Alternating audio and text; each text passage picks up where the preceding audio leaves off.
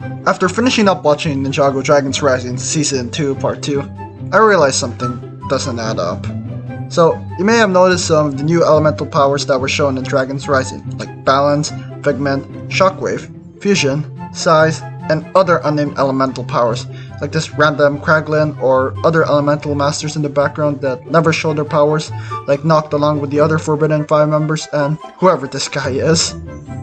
But there are other elemental powers that don't make a lot of sense, like Reflex, Heat, Quake, Surface Tension, and Technology. Not only is it confusing with the fact that some of these powers seem like they would have never existed since the dawn of time, or were once wielded by the first Ninjago Master, but the other elements seem like something that the previous elemental masters can do, like Surface Tension. So far as we can see, it could create bubbles or allow the user to stride across water, like a water strider uses Surface Tension to skate across, which Nia can do. Heat can create flames, like fire, but other than that, not much difference besides temperature. Quake allows the user to create, well, quakes, which Cole has done before since, he's done it before since the beginning actually, up to present day. Reflex allows enhanced speed and reaction time for the user, making them hard to catch or attack, which is basically what Griffin Turner, the Master of Speed's whole schmick is. And lastly, Technology gives the user the ability to control any form of technology, but has limits to older technology like the Tournament Temple City Guards.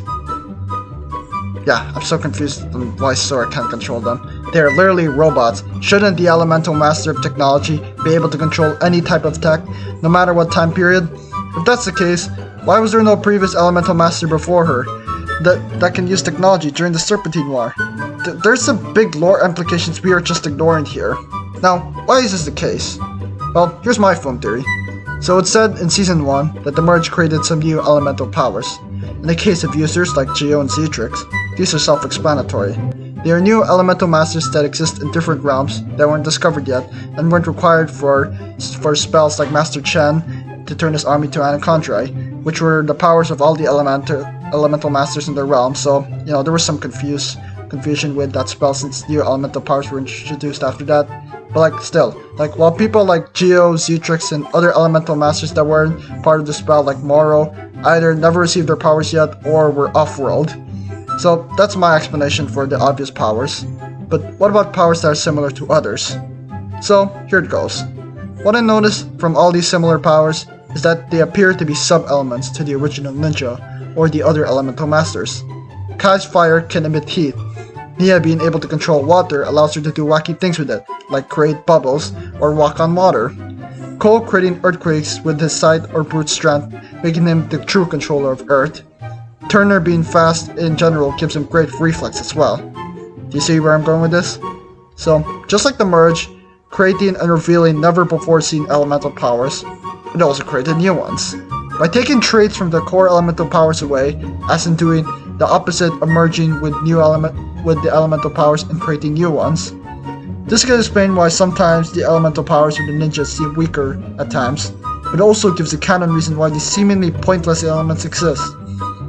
Because so far in Dragons Rising, Cole has never earthquaked something, Kai didn't create anything other than flames, Nia has never walked in water or created a bubble, and Turner was never present in the show so far.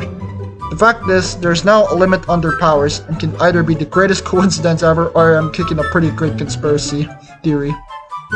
You can also say that this theory can apply to elemental powers like Figment being a sub-element of form, Size being a sub-element of metal since Korloff increases in size in his metal form, or Shockwave being a sub-element to sound. Well, I feel like that's all I can do about this video, so let me know what you think of my theory. And also, please watch my other non-Ninjago and Monkey Kid vids as well. I worked pretty hard on them. I made a review on the Wild Robot not so long after this. So, please watch it. Bye.